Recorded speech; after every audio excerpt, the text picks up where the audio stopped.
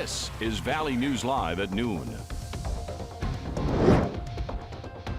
We have new developments on the lawsuit filed by an abortion clinic against the state of North Dakota. The North Dakota Catholic Conference is now calling that legal move a, quote, slap in the face to the people of North Dakota.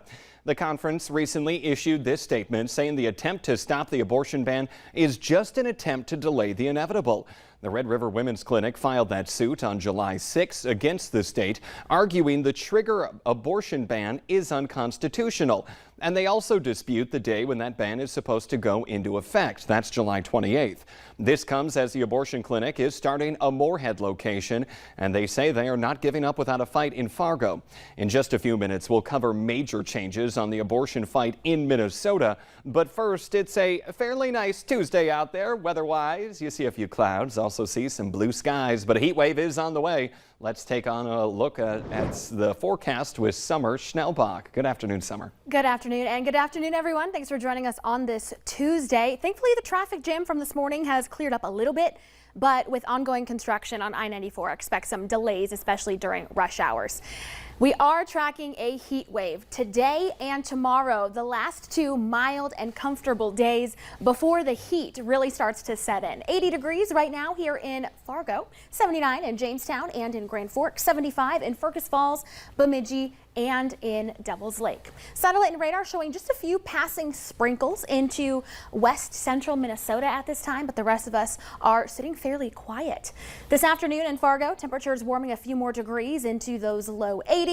Breezy out of the north-northwest, gusts around 15 to 20 miles per hour, but not quite as windy as we were yesterday, but a noticeable breeze out there.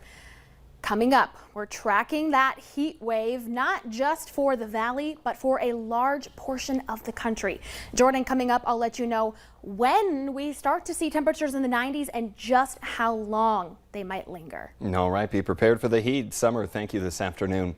Fire crews continue to battle flames in California that are threatening some of the most famous sequoia trees in Yosemite National Park. 500 mature giant sequoia trees are threatened by those flames. An area in the southern portion of Yosemite is closed to visitors, but the rest of that national park remains open. There is a major announcement coming in Moorhead this afternoon about an investment to prepare for extreme weather and climate change. The mayor will be joined by the State Pollution Control Agency commissioner to detail a new grant to help the city plan for the impacts of climate change. The announcement is set for 1:30 this afternoon. Stay updated on this story throughout the day on your VNL News app. Fargo police still want your help finding this guy. Take a look at your screen. Authorities say he was at the scene of the deadly officer-involved shooting last week. He's identified as Derek Stanley. Stanley was one of the 3 people in the vehicle at the time of the shooting. Then he took off from the scene. Now, if you know where he could be, call police. New at noon, a shed and several large bales are ruined after a fire in west central Minnesota. Authorities say they were called out to that fire near Miltona yesterday morning. A shed with multiple large bales inside randomly went up in flames, according to authorities. Fire departments from Miltona and Parkers Prairie responded. Eventually, crews put out the flames. Officials did not specify what those bales were made of. Back to our top story, a major court decision is seen as a win for abortion rights in Minnesota. A judge struck down several restrictions. Caroline Cummings has what this means for the state. Today is a win in our state. Abortion rights advocates claiming victory after several abortion restrictions on the books blocked in state court, effective immediately. We are glad to see these unjust laws struck down. 27 years ago, the Minnesota Supreme Court in Doe v. Gomez ruled the state constitution protects the right to an abortion and that those protections are broader than those that were affirmed by Roe v. Wade. Ramsey County Judge Thomas Gilligan ruled these laws are at odds with that decision. My body, my choice. But now, in a post-Roe America, those who support abortion rights say this ruling is critical for access. Today is a victory for anybody seeking abortion care in Minnesota.